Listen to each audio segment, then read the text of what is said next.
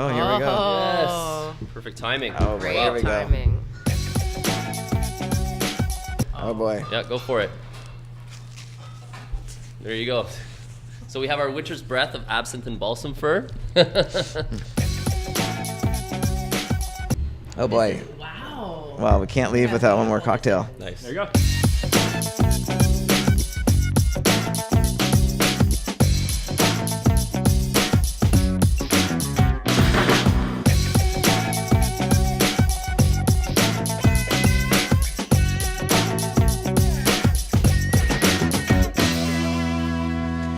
Welcome to Whiskey Topic. I'm Mark Bylok. And I'm Jamie Johnson. And today we're at a bar, Jamie. This is unusual this is for us. weird. We're never at a bar. Never at a bar. This never happens. I feel like, we're here, we want to hear promote a little bit of Toronto content here, because I think when people travel to Toronto, the first question we get is what bar to hang out at. Yes. You want to recommend a bar that's doing something unique in the city. So there's a lot of bars here that do similar things to San Francisco, to New York City. It's like, yeah, if you come from San Fran, there's bars you'll love. Right. But what's unique to Toronto? BarChef is. BarChef is. What's going on? Okay. That was great, though. That I was love right. that. That's the right answer. I got the right answer. And BarChef. Yeah. I know. I just slow pitched that one. It took me a minute, even though I was like, oh, he's asking me. Okay, Where are we got going with it. this? Yeah, we're here at BarChef, and we're here with Frankie, the owner, manager, BarChef guy. You're basically the BarChef person. Yeah, so the bar Is chef at BarChef. BarChef, yeah. Yeah, the BarChef of the Is BarChef. BarChef. You've been in Toronto before cocktail scene really reached Toronto. A while, for sure, yeah. We're like back in since 2000, basically, I moved here, so. And you've taken Toronto's cocktail scene to a level nobody else has really gone to. Like it's just a different sort of direction. We're gonna see a few drinks, and like they're gonna be fantastic, and we can't wait to get them on camera. How did, and we'll see. So we'll see where you are now. How did you get to where you are now and opening this unique restaurant that's and bar? Then you're just going in such a weird direction for the city ahead of its time, essentially. Right. Yeah. No, it's a great question. I think so. Basically, the way that my whole approach kind of came about was started back in well, I guess we'll start way back. So. Started bartending when I was about 18 years old.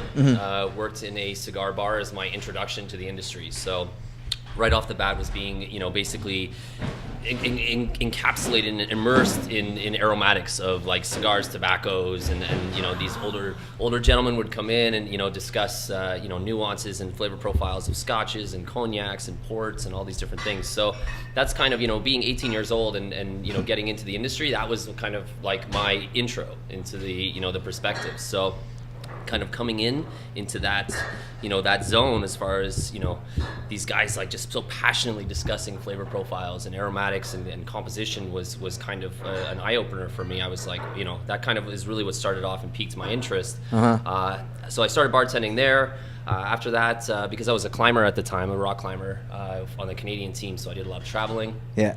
Traveled out to Europe, did some bartending in Europe, and worked at a bar there called Revolution, which focused on infusions for vodkas.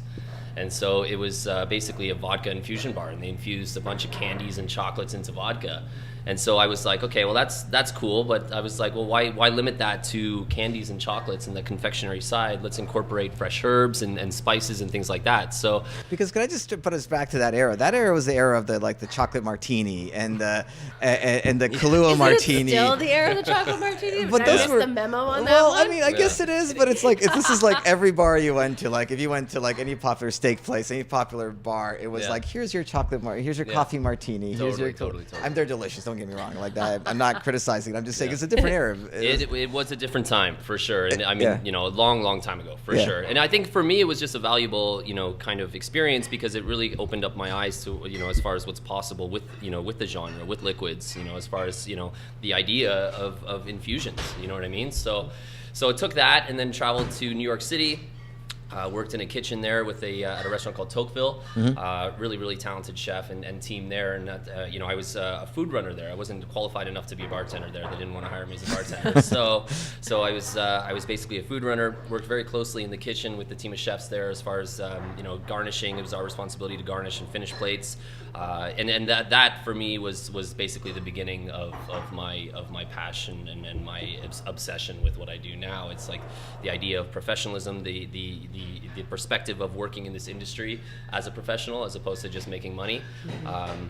Because these guys were so passionate about the guest experience and, you know, just general composition and you know, visual complexity of dishes and, you know, working with the freshest ingredients and appreciating those ingredients and just passion. And so for me, at that point, I just became obsessed. And then after that, I moved to Toronto to go to school. And basically, I was given the opportunity there to have my first, you know, cocktail program at Rain with the Rubino brothers. This is a long time ago. I don't even. Long time ago. Do you know Rain? I've heard of it. Yes. All right. Rain was amazing. It was like the coolest restaurant. Yeah, it was like a waterfall in there. Oh, I remember. Like in Yorkdale Mall or something. No, it was down on Mercer Street. All right. Or Mercer? Yeah, I think Mercer. Like just by the what's that hotel? Hotel Germain. Yeah, right across. Yep. Okay. Yep. I'm like way ahead of its time, that restaurant. Yeah. Like the Rubino brothers, like Chef Guy Rubino was amazing. So he's been an honored chef and everything. Like so, I was given the opportunity to have a list there. And so started kind of, you know, to do some, you know, interesting stuff for the time as far as like 2-layered cocktails, incorporating, you know, a couple different, you know, layers of flavor profiles and things, double building, etc. And then from there it just built basically. Went to Cultura and was given, you know, started entering cocktail competitions and started to do infusions and working with fresh ingredients and taking ingredients from the kitchen team as far as like the walk-in. I would, you know, see a beautiful big flat of coriander sprouts and soil, just grab those and put them on the bar, you know, and the idea of like literally cutting fresh herbs to order essentially for cocktails. And so that's when it kind of, so you see like along the whole career kind of, I've taken little pieces and parts from each spot that I've been at to basically create this perspective of where we're at right now as far as like that culinary approach and you know, taking it to the next level as far as the obsession with the craft and cocktails. So Cultura is where it started as far as, you know, cocktail competitions, kind of building that confidence in my personal and having those fresh ingredients in front of you. Totally. Yeah. And then that creative expression, so confidence in my personal expression within the cocktail medium. And then that's also where Brent and I met. And and we used to have a gentleman come in. You guys are getting the full history now. Yeah, I no, love right. this. I'm fascinated. So we used to have a gentleman come in. He was a regular guest. His name was Bill Harish. We call him the governor. And he would come in. Cool guy. He would come in and just get me to freestyle stuff and you know, kind of put some cocktails together for him and his guests and do some flavor pairings. And he came in one day and brought in a cigar. And was like, you know, I don't expect you to do anything now, but you know, if you could incorporate this into something for my next visit, that would be so cool. Really? And that literally was the first like plated cocktail that I ever did. I did like, you know, paired it with like coconut and espresso crumbs and did an infusion with the cigar, a very quick infusion, just done like basically a la minute, like there with the tequila and all this stuff. Anyway, that was like the beginning of that perspective as far as like expanding and extending the experience of the cocktail and not being limited to this. Right. Yeah. And then after that, he was like, you know, he's like, you need a program, like you need a bar basically. And so it's ironically enough, Brent at the same time was we had chatted about opening a bar. Brent is you know, I just want to say, like, as fanatically obsessed as I am with what I do as far as the creative you know, within the liquid and what we do here at BarChef, he takes that same obsession and approach to the general operation and the finite details of what makes BarChef. You know what I mean? Right. So it's an amazing good pairing pairing. between totally. Like, and we could not be more yin and yang. Like we're talking like we're talking like coiffed hair, like beautiful hair, and like, you know, very like good looking guy with suits and business, and me, I'm like wrinkled pants and no hair and So anyway, so very, very fortunate, and you know, we basically decided at that point, okay, let's open a bar, and here we are today. Oh my gosh. So how many years ago was this bar opened? What's the timeline? 2008. Here? 2008. And this is kind of like, I mean, back then this wasn't the best part of this was an okay part of the Toronto, I guess. It wasn't back in the day. Like it's always been a little bit Prettier. Yeah, for sure. So what were your? Well, let's talk about the drink that I guess made BarChef. You've had this. I've had this. Yeah, actually, I have a story about this. It's the smoked Manhattan. Yes. Woo! I'm so excited. So when I turned 30, I had this like list of things that I wanted to do, and on it was order myself this drink on my birthday, for my 30th birthday. I had this whole like 30 before 30 thing. Wow. And I was like, because I'd been in here before, and I've always been a big fan, and that like I was just like, working my little non-for-profit job and like saving my pennies, and I was like, one day I'm gonna get that cocktail, and I did it. And I was like, my husband like took pictures of me, cool. like on my 30th. It was awesome. Wow, that's so special. Like, it's like, and it was so special because like I felt really special. I was like, who needs a cake when you got this like beautiful Right. bell jar? Like I was looking at you, you smell so good. It's like a kid, so cozy and wonderful. So I'm a huge fan of this. We should have one. Hickory Should we have smoked, one? yes. Yeah, please, yeah. When I love this bar because when I come here, usually like you and I do a lot of tastings. Sometimes you go to a bar on your own after a tasting, just kind of unwind. This is a great spot to go. There's a lot of tourists, a lot of locals, but that drink, it's kind of like it's kind of like the Caesar if you have a Bloody Caesar on a train or on a plane. If one person orders it, and it's true, like everybody else, I'll be like, oh yeah, I'll have that too. Like everybody just orders it. So this is like kind of like nobody ordered the smoked Manhattan, and then like one comes out, and then it's like two come out, and three come, and then everybody's having this $45 drink, and it's just like the whole bar is just filled with people. And the smell is incredible. Do you find that as well? Like, do you notice that? Yeah, like, they start. I mean, it's people bring it up for sure all the time when you walk in. I mean, it's just like it resonates in the walls. It's in here. Even now, it's 4 o'clock in the afternoon. You haven't served a drink all day, and you smell it. You're probably immune to it at this point. You probably can't. You know what? I think we did the math. I was just like trying to figure out exactly how many Smokies we've sold over the years. I love how you call them Smokies. That's awesome. Yeah, the Smoky. Yeah, it's a beast. Like there's a few recipes and cocktails and components and flavor profiles and flavor pairings that I've done over the years that are very special to my expression of what I do with the genre with cocktails. Like the Smoky is like the first. It's like literally the first modernist cocktail that I did, and it was the beginning of just a thought process. You know what I mean? It's like the idea of expanding on the cocktails. So. So when you say modernist cocktail, what? So it's funny because you hear all these, especially with you and all the articles I read on you and your book. So there's like this. There's modernist. There's like molecular. Like are there ones that you don't like or you do like, or what genre would you put yourself in, if any at all? I think it's more along the reference of just an expression. So like it's like the idea of like abstract expressionism almost, and it's just a contemporary approach. I think like the thing is with modernism and the way that we kind of like the modern cocktail, modernist, it's more along the lines of, even with the cocktails that are coming out over the bar, it's still within that perspective of modern. I think because like back in the day, there's a huge obsession in this industry, and especially behind the bar with mixologists and cocktails with classic cocktails. It was like if you were a mixologist, you had to know exactly what was in all the corpse revivers and blah blah blah blah blah. And for me, I've never thought that way. It's literally always been, obviously classics are classics for a reason, and you have to respect them and respect what they've done for the craft. But at the same time, create your own voice and create your own expression. So I think the modernist approach is the idea and the ideology of just an abstract expressionism kind of approach to the craft. So creating and working with new flavor profiles and new ingredients, new techniques to create a new expression.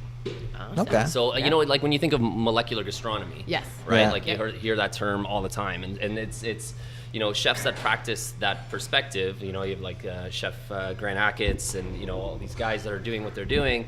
It's the term molecular gastronomy doesn't reference that approach.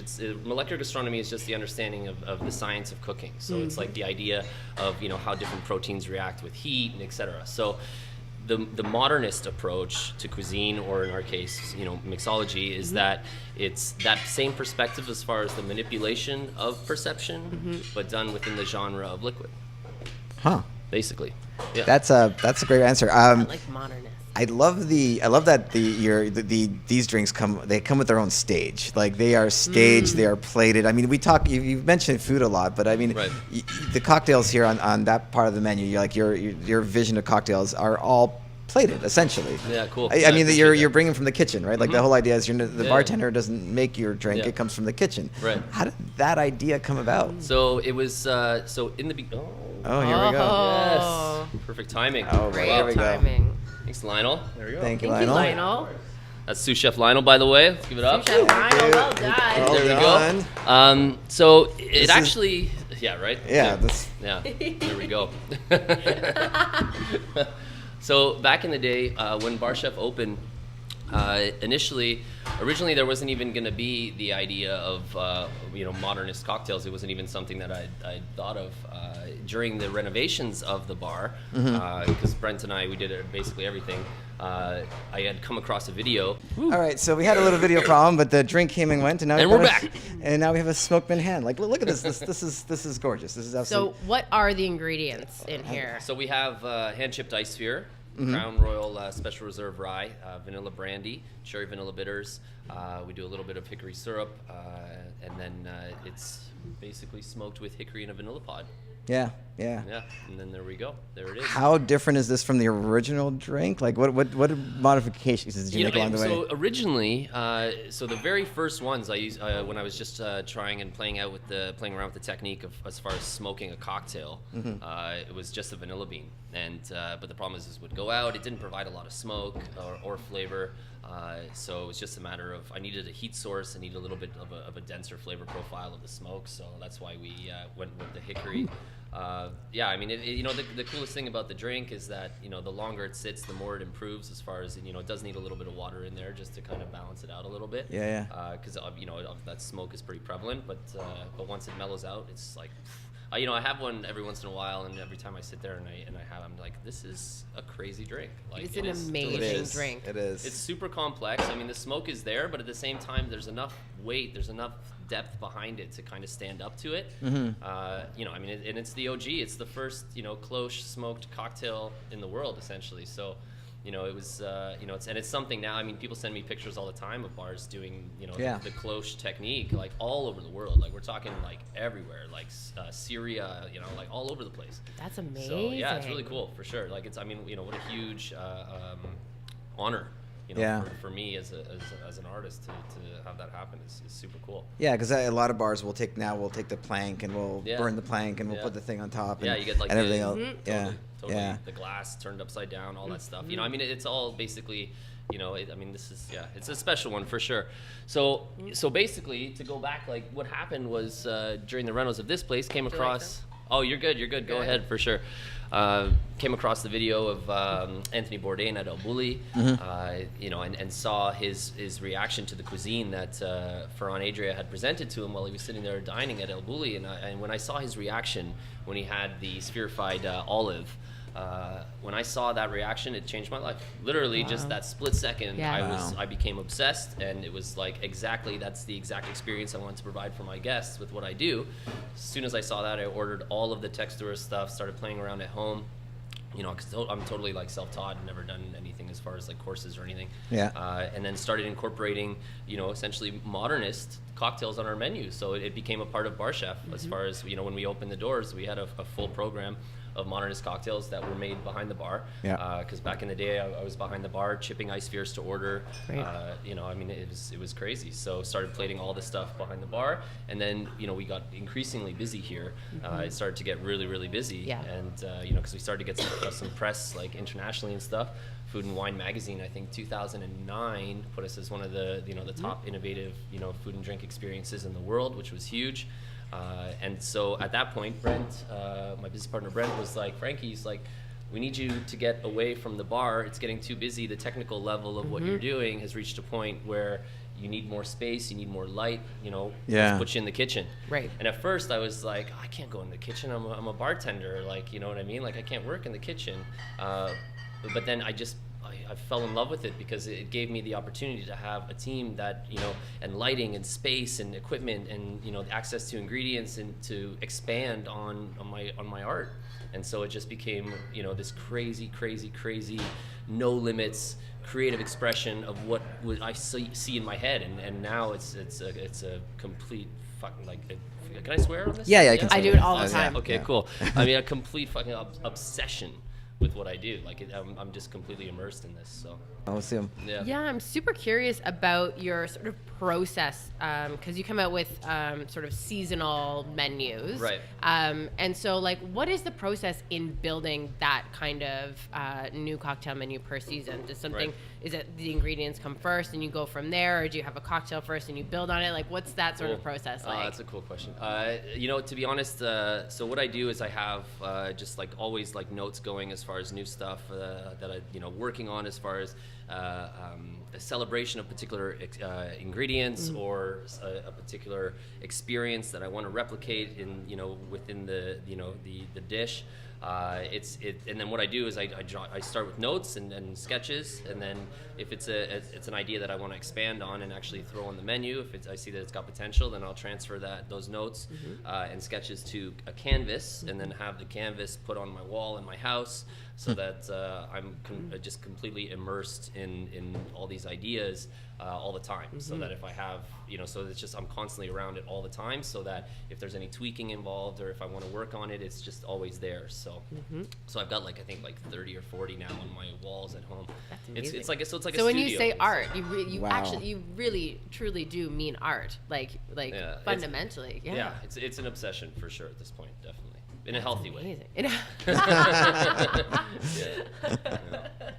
Well, this cocktail for me, like, it just makes me so happy. Yeah. It's really well balanced, and I love the smokiness from it. And it's it is there's always the sort of the fake hickory smoke sometimes makes its way, like a little drop of that. And that is absolutely not, like, right away this drink has been like properly smoked. I'm such a fan of this.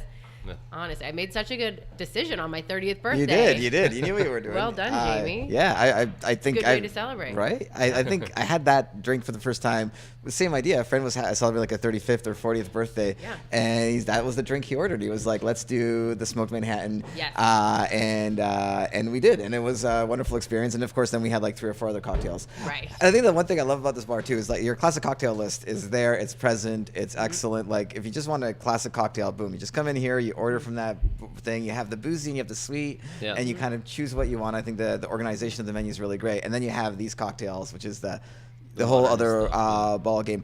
You've been written up by a bunch of different newspapers in the news. You've been really well acknowledged for what you're doing here and continue to do here. I appreciate it. I mean, I don't know if there's a next step here. I feel like you're continually evolving the story. Like it seems like it's evolved like little iteration by iteration by iteration. Cool. Yeah. Start with a smoked cocktail, now you got like a stage and comes out and you got other things on the thing. So how's this gonna continue moving? What's going on? I think initially it was the idea of like just creating within the industry, just creating a new expression of the craft. So like the modern cocktail, and it's crazy. Like social media now, on Instagram, you just see that it's something that's fully grown into its own thing now. I mean, modern cocktails are definitely a thing, and so that's a huge goal that for me that's been achieved as far as just the idea of allowing bartenders to get into the perspective of using their own creativity to create their own voice.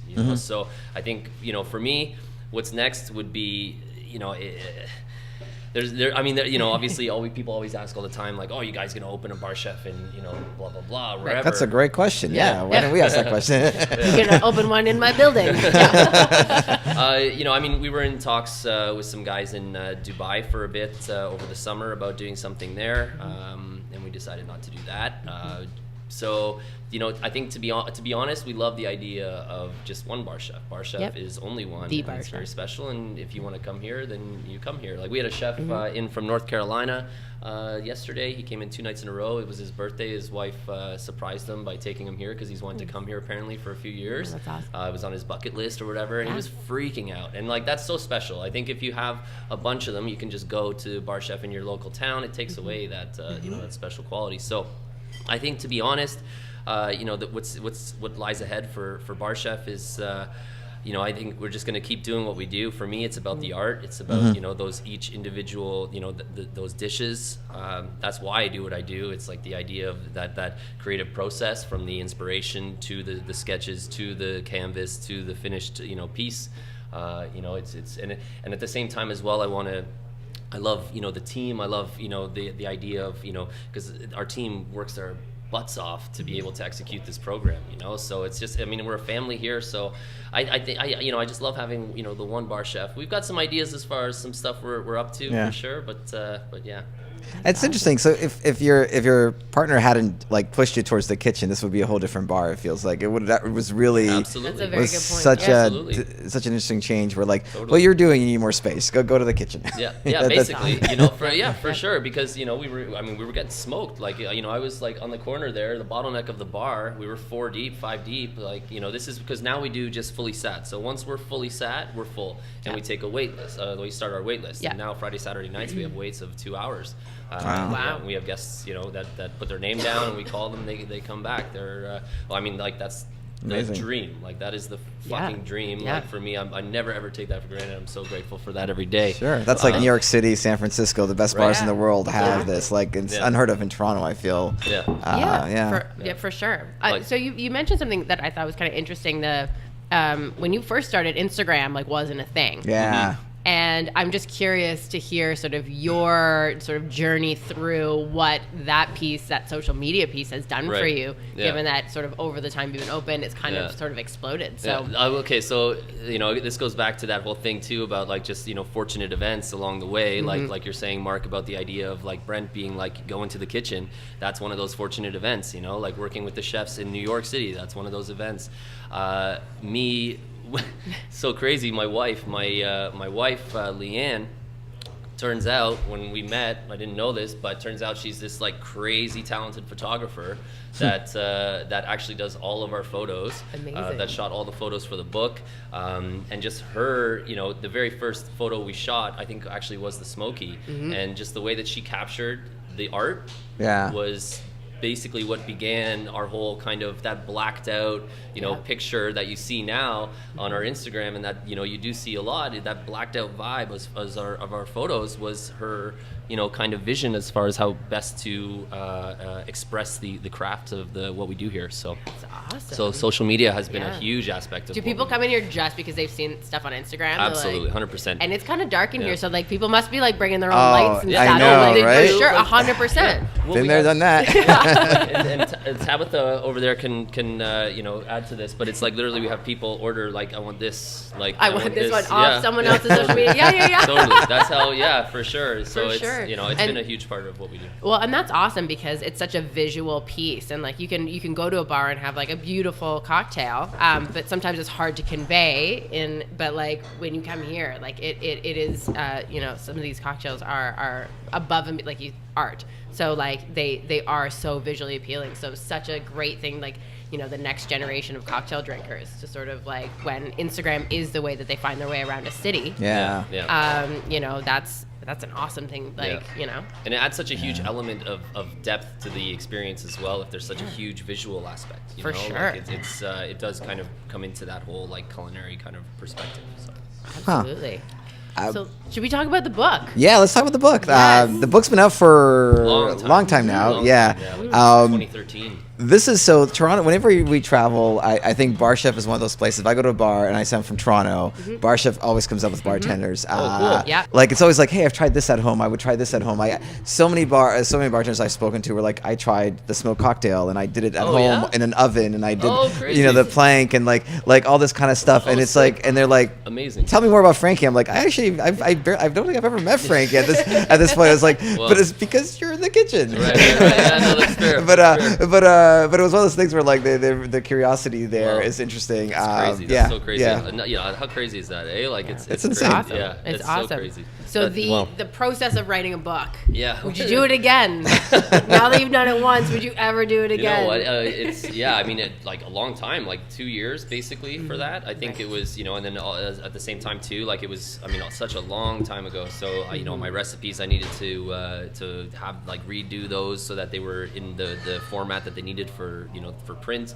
Absolutely, we'd do it again for sure. I wanted, you know, I think it's something that we've discussed. I think I want to wait until there's enough content to do like a full modernist book. I think would be really cool. But yeah, I mean, 2013 now, so 5 years ago. It's there's a lot of stuff. There's a lot of stuff in there that's still relevant, which is cool technically. There's a lot of stuff that's not, but not a lot of stuff, but a little. I was gonna say, what would not be technically relevant? No. There's just a couple things that I wouldn't. I mean, they were the beginning of that. Okay, I see. You know what I mean? You moved on, or you're using different methods. Technically, Gotcha. which is something you'd come across in any kind of progressive, genre. But yeah, I mean, it's I'm proud of it. It was a lot of work, and it's done pretty well for sure. Like for cocktail books, for sure. It's and it was it's kind of the beginning of that perspective as far as like the modern cocktail. So it's down and doing its thing. It's cool. Yeah, also a little bit ahead of its time, because I mean, every New York City bar now has a book out pretty much, right? Like I mean, that's it's really interesting to see that happen here. And the coolest thing too, like with Grant, writing the foreword to the book. I mean, that was a huge honor for me as well. Like when I found out that I was going to be doing a book, I reached out to him, and I was fortunate enough to have him be like super into it and contribute the forward, and so it was a cool. Sorry, explain that, Grant, and for our audience. So Grant basically when we first opened back in 2009. It's a funny story actually. So it wasn't crazy busy when we opened BarChef. Like it was pretty a pretty crazy perspective on the genre and on the craft. So it took a little bit to get its momentum. There was one night I was sitting at the bar. Nishan, from Blowfish, had brought me back a bottle of absinthe from. Oh boy! There we go. Wow. Yeah, just cool. There we go. The Storm. This is a cocktail, guys. This is a cocktail. I'm familiar with this cocktail. Awesome. I can say this. I can't even. Thank you. All right, so we'll begin the experience with the first element. First component, we have the Winter's Breath. So if you want to grab one of those meringue shards, this guy here. Yeah, all right. And eat it. All right. And we'll see what happens there. Oh boy. Yeah, go for it. There you go. So we have our Winter's Breath of absinthe and balsam fir. For the podcast, we just basically ate Yeah. cold ice, and it blew out our nostrils. Yeah. So there's that tactile element of temperature, and if you actually go near this, you can feel like there's a temperature of like it's cold, So when it's presented to the guests, you get that element of that temperature of like the cold breeze. It's like a toffee. Yeah. It's like it's a traditional meringue, which is like egg white and sugar, but we do atomized absinthe and balsam fir on there, so Ontario absinthe. That's awesome. This is going to make quite the visual. Right. I think so. Wow. Yeah, it's cool. It's actually it's so cool. And then we have the ice component here in the middle, which is there to replicate a pine tree which has been covered with snow, right? And that's actually rosemary, which has been covered in late harvest Vidal. Oh, no way. Yeah, and then the snow at the bottom is maple and Madeira. So we basically take dry ice, negative 78.5 degrees Celsius, comes in pellet form. We pulverize it to a very fine dust, and then we very slowly pour maple syrup and Madeira and water, proportioned accordingly, so that we can not only freeze it, but then at the same time it creates the flavor profile that we need. So that's the base there, and then the cocktail, we have Glenfiddich Scotch, a little bit of absinthe, thyme syrup, and balsam for bitters. So it's a transformative experience. Like the idea is that as it's sitting in front of you, as you're just sipping on the cocktail, you get that flavor profile that transforms over time. So you said transformative. So when would you recommend drinking? I see it's bubbling up. Like look at the, can kind of see it. This is amazing. Bubbling through here as I guess this. Yeah, totally. Yeah. So that's that carbon dioxide, the dry ice at the bottom there. So yeah, it's cold, right? So there's an element there and you can see the base there as well. So the idea is that you sip on it as you would like a spirit, and then as you're sipping it, you'll notice the flavor profile changes. So I should drink this now? Yeah, you're good. Yep, you're okay. I have to ask. That's fair. That's fair. Fuck. Oh, the nose. Awesome. Have you? The nose, it smells like a bubbly champagne-y, just wine, just. That's fair. On acid, like it's very intense. So have you found that? I guess this is one of the things that you would have to work through is when you bring a cocktail like this to somebody. Yeah. And they're like, "What do I do with it?" Right. Yeah. And absolutely, for sure. So you must have. I'm assuming you've gone through some iterations of training staff how to like guide people through the cocktail and not to make it seem overwhelming or inaccessible or anything like that. No, for sure. I mean, there's a a participatory kind of element to it where you kind of immerse yourself, and absolutely, for sure, because you have that invested interest. You become kind of emotionally involved with the piece, right? So with something like this, we it's presented the same way a dish would be presented at a restaurant. So the elements, as far as the particular ingredients, that we want accentuated, are usually described, and then some of them incorporate some techniques as far as definitions of how to consume, etc. So which is cool for sure. But I mean, so going back to the Grant story. Yes, absolutely. So Nish had brought back a bottle of absinthe for me from Paris. So I was like, you know what, we're pretty slow right now, so I'm gonna sit at the bar and just try this out and have a sip of absinthe. So sitting there enjoying absinthe, we're empty, totally empty, and then in walks this couple, and I look at him, and I'm like, there's no way. I look at him, I'm like, that might be Grant Achatz. And I was like, because obviously, like, I was doing a lot of research on modernist cuisine and all that stuff. And I'm like, there's no way. There's no way. So I go over and I, bring menus and just, talk to them and introduce myself. And, and I'm like, oh, so, it's your first time in? He's like, yeah, we just flew in from Chicago. And I'm like, oh my God, that's Grant Achatz. I'm like, holy shit, that's Grant Achatz. I started freaking out. So I was like, okay. Right. So I got behind the bar and I started, doing our thing. We had some, some pretty involved modernist stuff on the menu at that point. Yeah. And so I made him some stuff, and he freaked out. He loved it, and the rest is history. He kind of he was they opened aviary after that, and then there we go. So that's amazing. So he's grown to be a very close friend, and he's like the Jay-Z of in my opinion. I mean, he's the man for sure. So I always hold him in very high regard. So to have him contribute the forward is huge. And he's been so kind too. Like, invited me to Alinea, and and he was so courteous, and it was amazing. And the aviary, and my sous chef as well went there, and he took care of him too. So he's a great guy. Woo! Chef Achatz. Yes. Shout out. Wow. So who did you write the book for? That's a very good question. I think it was more along the lines of just kind of putting it out there as far as it's for the industry. I think it was like the idea of make your own stuff, take some of the components, do your own thing, incorporate some of the bitters in your own cocktails, and do your So I think it was just like the idea of cementing down in the world of books, as far as what we've done here, and the approach as far as that modernist approach. Amazing. Yeah. Who would you say influenced you in this regard? Like, I mean, I think you talked a little bit about that, but I think you kind of went through that already, but what were kind of influential factors in this growth that you've achieved? You know what? I mean, to be honest, it's there's chefs. I mean, Chef Achatz and what they're doing at Alinea as far as that multi-sensory approach. To food, for sure. Heston as well, Heston Blumenthal over at the Fat Duck as well. Artists like painters and classical music and things like that. A lot with outside of the genre of cuisine and the hospitality industry, for sure.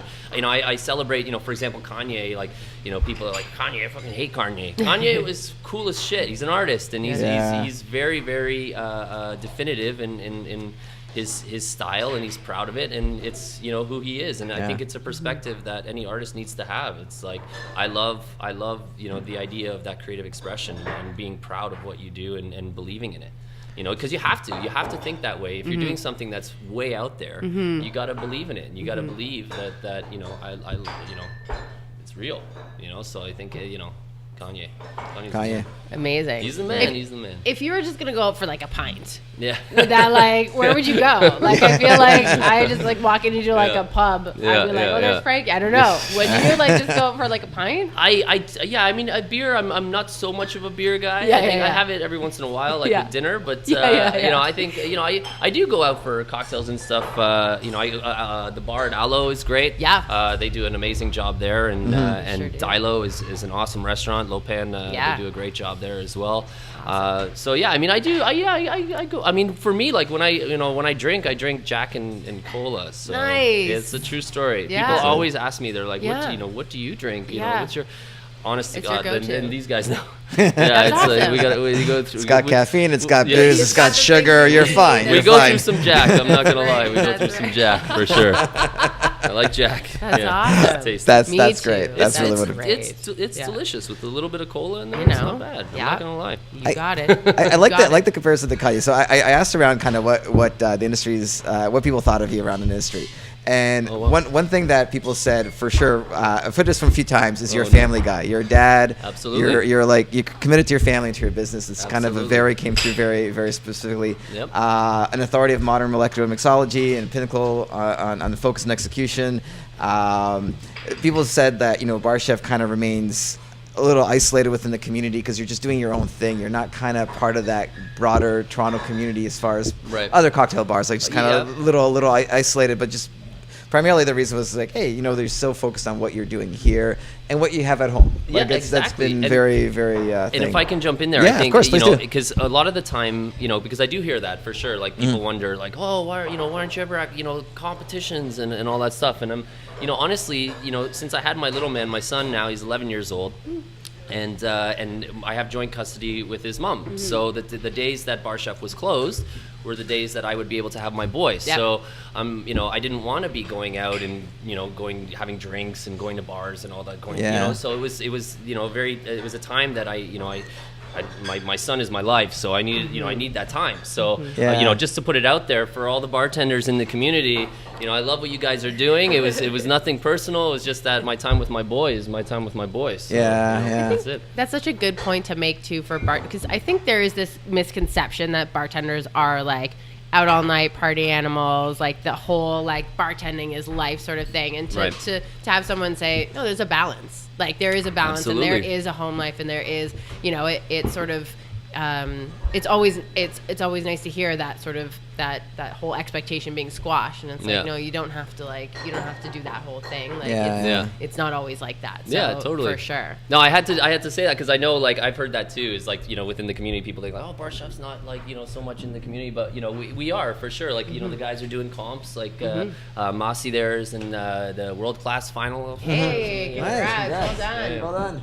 Yeah. So yeah, it's and Josh too is in another one. So, Yeah. Nice. Yeah, they're representing for sure. For I'm an sure. old guy now. I just just sitting at home with my Like, canvases, exactly. just like painting and like in my pajamas. I love this concept of the canvas at home. It makes me so. It's okay, gonna now be in a and museum look at one this. day. I mean, just like Oh my god! I don't, So what's left on there? Is that a cotton candy? Candy floss, yeah, it's candy floss. What? It's atomized. Listen. balsam I mean, acid. hey, if it's there, we gotta eat it. Do people run away with this? They just like. Sometimes some of our service pieces, yeah, for sure. I'm like, sorry. For Yeah, sure. no, that's okay. Yeah, for sure. No, it's this one's one of my favorites because I get these from just outside of Niagara, and I go there and literally just cut it off, bushes of juniper and cedar. Oh, amazing. So, yeah. Wow, Doesn't wow. get, I mean, it's Great. part of the process for sure. This with that. Yeah, Lovely. I mean, yeah, I did this one as far as an option with the Winter Storm is super spirit forward. So it's one of our stronger options for sure. So I wanted to make sure that there was a balance there of textural elements and stuff. So Wow. yeah. Again, it comes with the stage. It's amazing. I think I've ordered a cocktail here once that literally came out of like a box. Like it was a box, and Yeah. there's pine cones, and there's like. Oh, cool! The essence, yeah, Yeah, there you go. Yeah, for I sure. remember, That was yeah. that did huge things for BarChef. the Yeah, essence it did, of Yeah, because it was a whole BuzzFeed. stage. It was Yeah. the dry ice kind of smoked the Yeah. drink from the bottom, and you had Yeah. you just kind of had like I guess a regular kind of cocktail glass in the middle. Yeah. It was a wonderful drink. And we had and BuzzFeed came in to shoot that, and it's Fine. like just under like 4 million views now, and yeah, that was a huge because I still get messages from people around the world about that for sure. Like that was a big one. That's Yeah. awesome. Yeah. That's awesome. Well, we're so lucky here in We are. Ontario because we can enjoy now BarChef at home. Yes. Let's talk about But like that. I said, like So in my exciting. building, like before, but like I Yeah. really can't have BarChef in my building. So this is really. So tell us all about this. So stoked about this. So so BarChef Project, basically, the idea was to bring the BarChef quality cocktail Nice, experience to people at home, essentially. So the coolest thing. Okay, so first off, this liquid is an authentic BarChef cocktail. Like it could not be more authentic. We have it on our menu. It's the exact same liquid. The bitters are made the exact same way that we make all of our bitters here. Hand toasted chamomile. I personally hand toasted all the chamomile for the. And you can think, if we're personally hand toasted. I swear to God. I swear to God, chamomile. And the thing is that you can imagine the chamomile as a component that's toasted is so dry and burns like instantly. So you have to be so careful with it. So. I've been, obviously other people know how to do it, but with this particular run, I wanted to make sure that I did it personally. And so, when we're making the bitters for these, we do them in huge batches. So you can imagine like how much chamomile is actually needed. It's crazy. So I'm, toasting for a while for sure. So this product is, I'm so proud of this liquid. It's delicious, and it's BarChef. It's the BarChef experience in a bottle. It's the idea of a super premium complete cocktail, basically. So we wanted to work with Stock and Barrel, which is a very reputable whiskey. Ontario's first micro distillery. Big fan of their liquid, and the red in particular works so beautifully with the style of cocktail that I do, and particularly this cocktail in general with the flavor profiles with the toasted chamomile in there, and then the spices as well that are used in the bitters. So. Yeah, and then the maple syrup as well, Ontario locally sourced maple syrup. So I went out and met the guy, drove out there, and like these guys are so cool. They don't even have email. Like they were talking like legit farmers, like this and that. Like I drove out there and they had like there's guys like riding around in those carts with the horses. Like what are they called? The dudes with the hats. Mennonites. Mennonites. Yeah. Yes. Yeah. Like legit. Yeah. Like they. What? Yeah. So. Awesome. That's where we get our maple syrup, and this is an authentic BarChef cocktail in a bottle. Authentic Canadian too. Yeah. That's awesome. And it's different too. It's divisive. It's not safe. It's not your safe like traditional old fashioned by any means. Interesting. Which is what BarChef is all about. It's about taking being confident in the expression of flavor profile. It's not a safe old fashioned. It's not your typical. What makes you say it's not safe and not? Because it's different. The flavor profile is different. There's nuances there that you wouldn't find in a traditional old fashioned that you'd get at a bar, as far as just like a couple dashes of Angostura bitters and sugar cube and whiskey. Like this one is that toasted chamomile saffron bitter. There's some complexity there that you wouldn't naturally associate with a traditional old fashioned, but that's what makes it a BarChef cocktail. You know what I mean? 38.9% alcohol too. I right? think it's a boozy cocktail. Which is sick. Yeah. And the reason we did that is I wanted to use the red as the base, because the traditional old fashioned is literally just a 40% alcohol spirit base with a sugar cube and a couple dashes of bitter. So it's basically around 40%, right? Yeah. So in order for us to achieve that high alcohol content with still being able to incorporate the viscosity and mouthfeel that I need in my cocktails with the maple syrup content, it needs to be a higher proof spirit, as well as there's a lot of our bitters in there too. So awesome. It needed to be able to kind of come through and still be as close to 40 as I could get it. So that's awesome. And so in your mind, the vision is this is number one of maybe a collection, or is this just? No. We have some other stuff on the go for sure. Oh, interesting. So, amazing. Yeah. I wish like it's. You don't have it's to tell just us. on the verge right now that I can say. It's all but good. yeah, the next one is to the people that have tasted it, they actually like love it. Yeah. Awesome. So they say it's they actually sometimes preferred over this one, so which is great. Interesting. Which is great. There you go. Should we make predictions? Always raising I think the we should bar, make predictions. So whiskey prediction. sour. It can't be whiskey sour. Make a 'cause you need prediction. egg. I'm gonna go with Manhattan. Yeah, it's I'm gotta gonna be go with Manhattan. It's gotta Manhattan be because Manhattan. it seems like a natural progression, Right? maybe. Like Yes. you've got the old fashioned and these like the sort of side by side classic cocktails. Yeah. The old fashioned and the Manhattan. So I don't know. You may or may not be. You may be right or may be wrong. But it is so delicious. But like Frankie, this feels like the beginning of like kind of like an empire.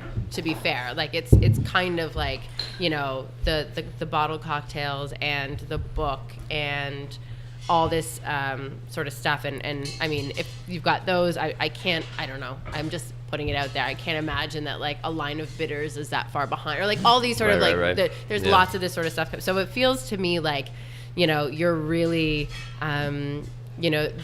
this the sight line is far, and you've got this wonderful, like, got such a great crew here working, and you've got such a great vision. It feels like. I appreciate that. Yeah, it's. I mean, we'll see for sure. Like the BarChef Project is, it's been such a cool experience. It's from Brent and I, like, kind of, doing the process of working with the distillery, and then, coming and doing the tasting with the LCBO and all that stuff, and the development of the recipe, and doing bitters on the huge scale that we need to do it to be able to do this.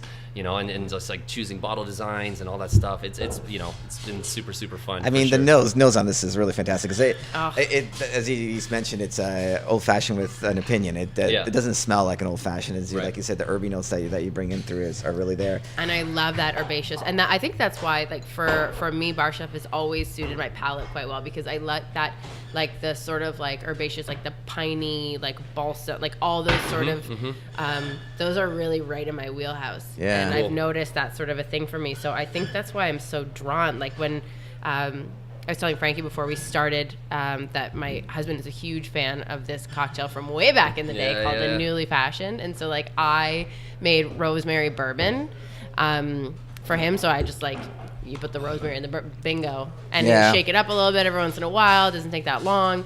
But that on its own, like, he loved to, like, make the cocktail with it. Yeah. I don't know if it was exactly the same as you. Like, Trent's no sure Frankie. But so but I was like, I just really like this rosemary bourbon because it's got that sort of like herbaceousness, which I sort of find is almost like that link between a lot of your cocktails. Like, it's there, like whether it's in the foreground or right, like, sort of under there somewhere, it's always there. And for me, that's why I keep coming back. Cool. No, I appreciate that for sure. Yeah, it's awesome. I mean, it's a definitive, style for sure. Like, we definitely do have a different style to the craft, but I mean, it's it's that complexity. Like, for me, this is how this is how I sip this. Like, room temperature, out of ISO or wine glass. Like, this is how to, like, and still tasting this. Like, every time I taste it, I always have a tiny little sip before service, just to be like, this is, like, I'm super proud of this bottle. Like, this liquid is, like, I mean, I feel confident and comfortable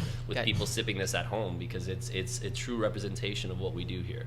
I like that you said that, like, that you like sipping it neat, and because I've had this on ice as well, and I think it just brings out it kind of chills kind of the stringency, like, it chills it a little bit, which is nice. But I've never had it like this, and I think it's just great. What a wonderful way. Some people, like, the thing is, and this was something that I took into consideration as well, like, when coming up with the proportions. When I'm not there. Like, you have someone purchasing this in wherever, Port Hope, let's say, or something, somewhere, and they just pick it up and they go home, and then they pour it in over ice, and it needed to be able to stand up to that presentation as far as sitting on ice for a bit, incorporating some water, because I still need that viscosity. But at the same time, I was super, super excited for people like yourselves to sip on this and break it apart as far as, like, the nuances and the complexity and the viscosity and mouthfeel, because mouthfeel is such a huge element of what we do here at the bar with our style of cocktail, like incorporating accent liqueurs and syrups. That wasn't being done back in the day in 2008. That didn't happen. So we started incorporating that approach, because viscosity is such a key element in a properly balanced cocktail. And it's a good point. I mean, every cocktail here has, to your point, has a very similar flavor profile from that viscosity, from the mouthfeel, like all of our herbaceousness. I think that was a great way of putting it. It's a signature style throughout the cocktail program here. You don't see that in a lot of other bars necessarily. You see, like, okay, this is a whiskey sour. Right. You get it. Manhattan, we get it. Old fashioned, we get it. But here there is a commonality through the cocktails. Even your classic cocktails share those elements, just a little bit more, maybe more of a hint of it, but they're there. Right. Yeah, for sure. Yeah. No, I love that. That's what we're all about. I mean, it's key, because those accent liqueurs and those syrups are what give the ties the bitters. Yeah. To the spirit base, right? Yeah. So, because the bitter style that we do here, being so spice forward, is there's elements of caraway, there's like touches of cinnamon and the star anise and all that stuff ties together with what we're doing with the accent liqueurs, which tie together with the aromatics, and then the modifiers as far as like vermouths and fortified wines, etc. So everything is done with purpose, and it is that kind of BarChef style, incorporating things like the darker spices and things like that. And so, yeah, I mean, it's a different way to approach the craft, which is what we're all about for sure. Are you just like a total nightmare at the grocery store? Are you the guy that picks up and smells everything and you're just all over it? No, I mean it's a. This coriander is not coriander-ish enough. Come on. Yeah. No, like one of my favorite things, like Kai and I, my son and I, what we do whenever we go to the grocery store and we get carrots that still have the stems on, and we just rip off the stems because we're going to buy the carrots anyway, so we can do that. Yeah. And we rip off the stems and we just smell the branch, like the stems, because they smell so prevalently of carrot. And that's something I've instilled in him since he's been a baby, is like to really appreciate, cuisine and fresh herbs like rosemary and lavender and all these things. So, I mean, my son has an awesome palate now, I'm not going to lie. Oh, yeah. He literally, because there was one time I was doing a morning show and I brought stuff home that I was going to be taking to the show the following day, and I had patchouli syrup and cacao bitters and all this stuff, and he tasted the patchouli syrup and he's like, and this was years ago too, like he's 11 now, this was probably I'd say about 5 years ago, so he was like 6 probably, and he tasted the patchouli syrup and he's like, this would go excellent with cacao. Oh, I'm like, yes, I'm like, that's my son. boy, right? That's amazing. Yeah, that's amazing. Yes, dude. that's amazing. Totally, and it's so That's true. amazing. It's so accurate. Like I use that pairing still today. So. Yeah. You're like, nailed it. Yeah. You got a job as soon as it's legal. Right? Yep. Yeah. So That's it's awesome. cool for sure. That's So what do you guys great. think? You like the liquid? Yeah, this is wonderful. I'm super excited. This is the first time I've had it. Oh, really? Yes. Oh, that's right. Yeah, you were Yes. saying. Okay, cool. This is great. So This you is, down? I Yeah, would you have like this. it? I would always have this around. I'd have this kicking around. Like I'm a Yeah. lazy cocktail maker. I just want to put this Right? right in a glass and I'll be done with it. Yeah. Done. Like You're to be good. able to have this experience at home, like literally just Yes. like open it and just pour it over ice or sip it neat, or even like stirred and then strained into a coupe glass is Well, so nice. I love that. Like this is like. I mean, like I might put a garnish in there because if I felt fancy. Right? But A little bit of. garnish know. and orange zest. I don't know. Yeah. There you orange- go. Oh, Here, oh, Well, I was here we just gonna, go. so what's going on here? I was like, is that a snack? Or Yeah, like, well, we were gonna do the traditional style, but I just want you guys to experience the cocktail with the aromatics of the orange in there. Absolutely. Like the element of the flavor profile. So the toasted chamomile component was actually so how that came about was I was doing a component for one of our Modernist dishes called the clementine and chamomile, and I wanted to make a chamomile flavored isomalt. Right? Yeah. And so isomalt is a sugar substitute that allows you to create different phases of basically sugar work. Right? So isomalt I feel like I lost a whole bunch of science in 3 words there.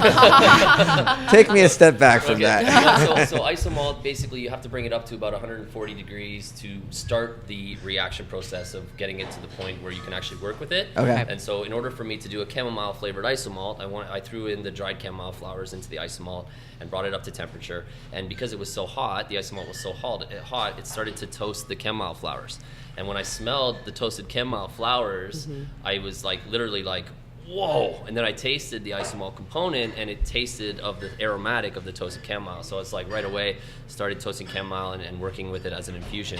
And then we created the chamomile and saffron bitters, which are basically what gives this cocktail that complexity in that, so yeah, it's amazing. But it's such a definitive flavor profile too. You can't describe that flavor. I've never tasted anything like that. I have the bitter actually here too. We have it right here. And so this is available at the LCBO, and you said it's starting to sell throughout Canada as well. So it's out east right now, and then we're working on it everywhere else as well. So yeah, there's some huge press. The United States, right? Yeah. Oh, right. That's the only answer we There get. you go. Right? There Maybe you I don't know. You never I nodded know. my head and said right, but I can't That's say right. anything. I mean, that's amazing. No, this is really. We'll keep an eye out. And there's some huge press coming out on it in a couple months too, which I can't say, but huge press. Like you're super excited about it. Super stoked. Awesome. Like it's gonna be huge. Oh man. No, I mean it's cool, right? Because and the coolest thing is too about this is in the States and in Europe there's other bottled cocktails. You can get like a bottled old fashioned, you can get a bottled Negroni, you can get, but as far as like like that, I don't want to say craft, but artisanal kind of mixology kind of approach to that bottled cocktail. Yep. This is still it's all doing its own thing. It's For not sure. a safe, old fashioned like we're saying. It's very BarChef. It's incorporating that very, specific flavor profile. So It's so funny because we were talking about a long time ago what the drink of our sort of like youth was, and mine was bottled cosmopolitans, like Smirnoff made like a pre. Oh, that's right. Definitely. That was a hangover and a half. Those Smirnoff ones. Man. Maybe it wasn't Smirnoff, but it was like a pre-mixed like cosmopolitan. Because again, I'm a lazy bartender. Right. That's fair. So yeah, this is Frankie. This is definitely a step up from that. I think that's what I love about this, right? I actually just wanted to like see if because we had a party a little while ago, and everyone brought what they used to drink when they were that was in a fun university. party. So like the things that came out at that party were hilarious. There was what was that blue drink? I don't remember blue what cocktail. It It was a blue liqueur. Rev. That was me. Rev a couple of people brought Rev. Yes. Rev was my I'm going to the club. I'm going to the club. Give me the Rev. I was like desperately looking for those bottled cosmopolitans, but they don't make them anymore. So there you go. Yeah, so fair. I think we've ushered in a new era of bottled cocktails. So. I'm thinking like the whole thing with cosmopolitans and apple martinis and lychee martinis. They're gonna make a comeback. Oh my god, I can't wait. They're gonna be becoming like the classic cocktail. Can't wait. I can't wait. Listen, you know what? I love a good cosmopolitan. If you can make a good cosmopolitan, like that's they're fair. like it's a nice. It should be nicely balanced. It should be fruit and like it should. Anyway, this is what I've learned from you, Jamie. Like the cosmopolitan and what was the other cocktail you introduced me to that was like really that I had daiquiri. The daiquiri, the classic daiquiri. The daiquiri. That was brilliant. Yeah, the daiquiri. It's like it's also like similar. Yeah. Wonderful drink, and it's such a different order. You go to like a bar, random bar. I would like a daiquiri, please, and you get like this giant ice drink, and then you go to a classic cocktail bar, you get a daiquiri. It's like proper daiquiri. Proper, yes. Yeah, that's fair. That's fair. Yeah. Would you whip up a cosmopolitan if somebody asked you to behind your bar? Yeah. Oh, there's a pause. Yes.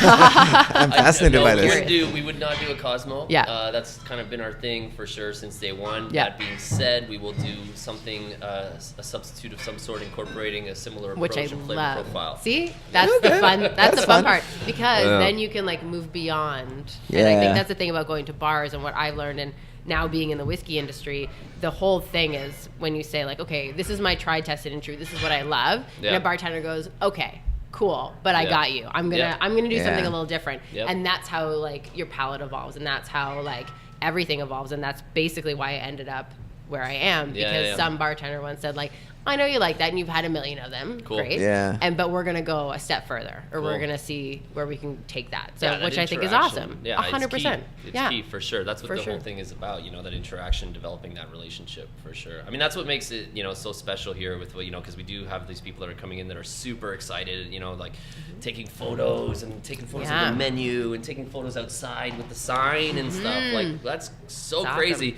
It's that, it's that interaction. It's that, that's what this industry is about. Yeah. The hospitality industry. It's do it love. Yeah, man. What are your recommendations for new bartenders coming in? Because where would you take their career at this point? Because a lot of's been done right now, like as far as classic cocktails, this and that. Like I think a lot of cocktail bars are trying to find their own voice. So what would you recommend?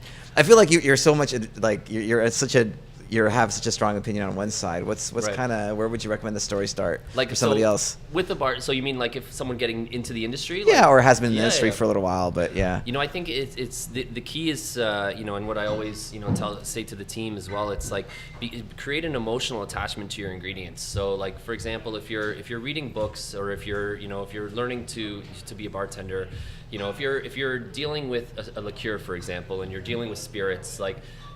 Pick up the spirits, sip on them at home, take notes as far as different things that you taste and different things that you think it would pair with. Like, as far as, flavor pairing and flavor combinations, it's a muscle, essentially. You need to develop that repertoire, that Rolodex, if you will, of flavor profiles and flavor pairings in your mind to be able to properly compose cocktails. So, as with a painter, for example, if you're obsessed with painting in particular colors, you build relationships with those colors in order to create that, very visceral kind of composition. It's the same thing with any genre. Mm-hmm. So within this industry, I always say to the team, it's like, when you're working behind all these bottles, taste them, them, build that relationship with them, take them apart and break it apart and become obsessed with the colors of your craft, So for new bartenders, love what you do. You got to be super passionate about it.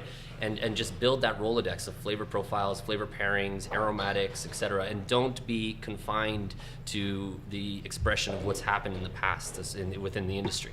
Don't let people tell you that you have to, if you're a bartender, you have to be obsessed with fucking Corpse Survivor number fucking whatever. I love it. Honestly, yeah. It's good advice, man. It's good advice. Yeah. You know what I mean? No, it is like, good advice. do Yeah. your own thing, you know, like, and believe in your expression. You know, I mean, it's if you're knowledgeable enough with the understanding of flavor profiles and the way things work, then it's okay to experiment and try and put new flavor profiles together.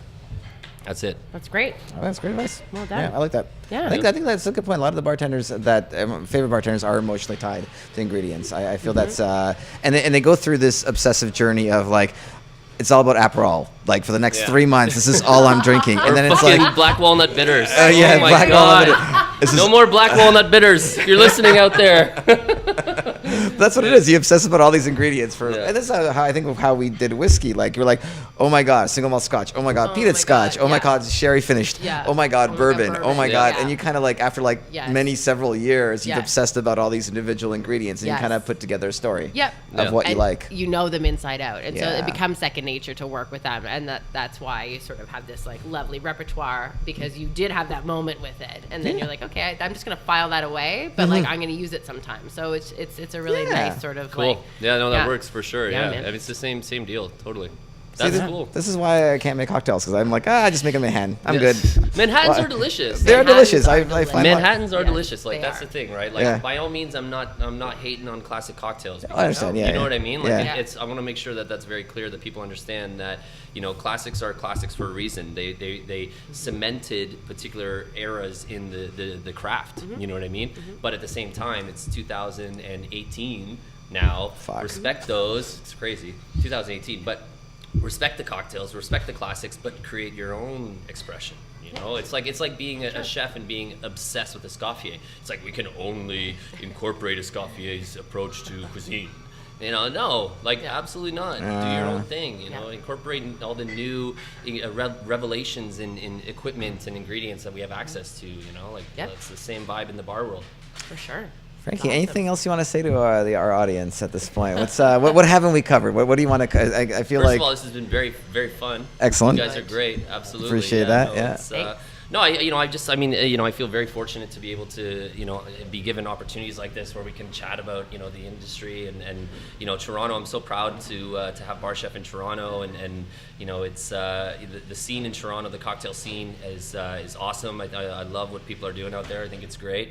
So let's keep it up and represent for Canada and Toronto, and yeah, just everyone just maintain that passion and love what you do, and if you don't love it, do something else. Right? That's it. Great advice. That's great. And I think, to be fair, Toronto is very proud to have you. Yeah. So it's. I mean, I've been coming here for a while, but it's very obvious, like the sort of the vibe about this place, and people talk about it with a lot of pride, and we're excited that you can represent the cocktail culture for us. So I it's really awesome. appreciate that. Yeah, That was it's awesome. very For sure. exciting. We'll keep doing our thing for sure. We'll keep pushing. Awesome. We're not slowing down. We'll be first bar in the world with a Michelin star. Yeah. Well, you know what? Okay, I'm glad you raised that, because I was going to ask the question, I'm like, I don't know, is this ridiculous? Yeah. You're after you want to be a cocktail bar that you want to raise. You want to have a Michelin star. It's a. I always say that. Put it in perspective. No. Canada has been completely ignored on this field. Right. There's not a single restaurant. We've got a lot of great restaurants in Canada, Yeah. not just in Toronto, all over Canada. Yeah. Not a single Michelin star has been awarded in Canada. Totally. And yet we're pushing for one for a and bar. you're for a bar, which. Yeah. Come on, I mean, Yeah. serve me a drink on a pine cone, so might as well, which you have already, which is wonderful. So no, tell me more about this. Let's end it there. Let's end it there. Okay, so it's very important that for us as a team, we operate at a particular level, right? So that includes everything from guest interaction when they walk into the venue, to when they're seated, to the timing that it takes for someone to come over and acknowledge them and bring water. It's so when I say first bar with a Michelin star, and I mean we've been hated on for it for sure, which is totally fine. I don't mind being divisive. It's totally fine. I'm used to it. The thing is, it's a perspective. So it's the idea of an approach to a style of execution. Okay, so when I say like we want to be the first bar with a Michelin star, will Michelin ever give us one? Maybe not, but we're going to push to achieve that level of execution. So that means that everything is done with love. So from the element of, you know, the floor, it's clean, the guests are attended to in a particular way. You know, we want to make sure that we're achieving that level of execution as if we do have 3 Michelin stars. Right. You know what I mean? That's the idea. And you know, I you know, Curtis Duffy, for example, a 3 Michelin star chef. Well, he was when he had Grace in Chicago. Came in one time. He was sitting at the bar, and I was chatting with him, and I presented a couple of dishes to him, and he said to me afterwards, he's like, Frankie, like 95% of chefs out there aren't doing what you guys are doing here, you know, with Michelin, and he's a Michelin star chef. So I mean, it's, you know, it's pretty crazy. It's you know, we're doing our thing, and we're gonna keep doing it, but it's more along the lines of rather than us actually getting a Michelin star, it's more along the lines of us executing at a particular level of standard of service. One of my favorite documentaries from the old days was Gordon Ramsay's documentary of getting the Michelin star. Yes. That like before Gordon Ramsay had Hell's Kitchen and Kitchen Nightmare, he did a whole thing about his restaurant achieving a Michelin star, and it was a whole it was a wonderful series. And it is, you're right. There's so much more than the food, but the food has to be excellent, and then the service and glassware. You can't have plates that last more than a month or something. Like it's a whole thing. It's an approach. It's you know, but I mean, like with what we're doing here with the team in the back, like as far as like in every single glass, like polished to a particular level, and you know, it's just I mean, it's we do out of, you know, because Brent and I both come from a background of fine dining, you know, like with Rain and with other places that Brent's worked, and myself, it's like it's that element of the hospitality industry, and just making sure that when a guest walks through those doors and chooses to celebrate with you, or you know, like you were saying, you came in for that huge moment of your birthday, like there's millions of places you can do that, and you chose, you know, BarChef, you know, that's huge. So we don't take that for granted. So we want to make sure that we give the ultimate, you know, service.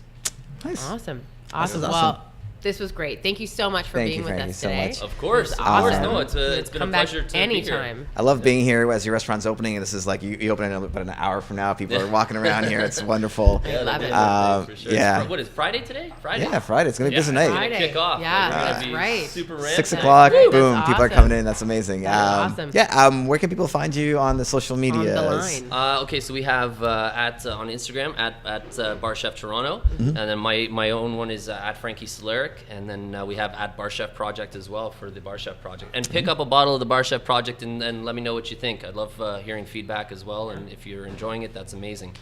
There we go. Yeah, no, I think that's what's the price point on this? $24.95. $24.95. Yeah, but we're talking 6 cocktails in there, so that's awesome.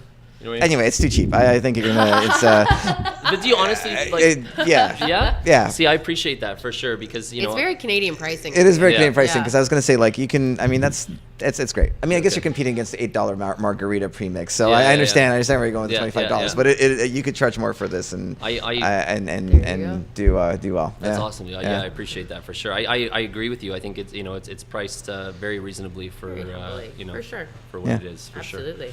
Mark, where can people find you on the line? MarkBylok on Instagram and Twitter, and watch our, especially Instagram live. We love video. Sorry, Instagram live. Yeah, video, I just did a couple. like, I did some Instagram stories. Yeah, I love the stories. Now. That's what they it's were called. Fun. Yeah, I feel like I'm starting to feel like an old man about these things. I don't know what they're called anymore. It's just like there's The Snapchat. That Instagram Snapchat was Snapchat's crazy. that's so done. Is it done? Snapchat's done? It's over. Really? None of us are on the new network. Are you on the Velo? Yes, I'm on it. What? I'm is one that? step ahead, guys. Velo? Yeah, Yeah, it's the whole new network. What is that, like it's Bell like- and Rogers? Or? It's like No, it's like this new it's- social media. Chef oh my Lionel, gosh. mic Whoa, drop. what's going on? Mic drop. What? All right, I'm gonna clear this out of the way. Sick. Oh boy. Wow. Wow, we can't leave without one more cocktail. Nice. There you go. Awesome. Thanks, Thank Lionel. you. Again. The Pear and Juniper celebration of Ontario pear. See? Celebration of Ontario here. Amazing. So we have encapsulation. Woo! That's some ice drops. That's some ice drops right there. That's some cold draft ice right there. There we go. Sounds right. All right, so we have encapsulations of pear and pastis.